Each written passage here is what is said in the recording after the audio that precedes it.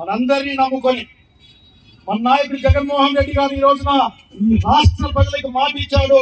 ఈ ప్రైవేటు పరం కాకుండా ఆపుతామేనని చెప్పిన జగన్మోహన్ రెడ్డి గారికి జిందాబాద్. ఇంకో మాట కూడా చెప్పాడు. ఈసమున్న రాయలసీమ ప్రాంతంలో నాయకుడికి ఏం చెప్పాడంటే, ఎవరు వస్తాడో రండి కొనుక్కునేకి టెండర్లకి, తీసుకున్నా సరే వచ్చేది వైఎస్ఆర్ కాంగ్రెస్ పార్టీ. ఇక్కడ మీరు ఈవీఎం మిషన్లు మేనేజ్ చేసి ఓట్ల దొంగతనం జరిగిందని అనుమానం ఉంది. అటువంటి విషయాలు లాభం లేదు, అన్ని అడ్డుకుంటాం. కాబోయే ముఖ్యమంత్రి నేనే అంటే మన నాయకుడు జగన్మోహన్ రెడ్డి గారు వెనక్కి తీసుకొని వస్తాను, జాగ్రత్త అని చెప్పారు.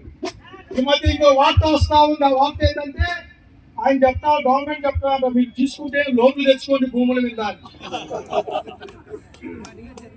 లోన్లు కట్టిస్తాం నాయన మీరు తీసుకున్నాయన. అదే ఎవరైతే టెండర్ లో పాల్గొంటాడో ప్రజాస్వామ్యబద్ధంగా అదే ఆసుపత్రి గేట్ల కట్టేసి వసూలు చేస్తుంది వచ్చే ప్రభుత్వం.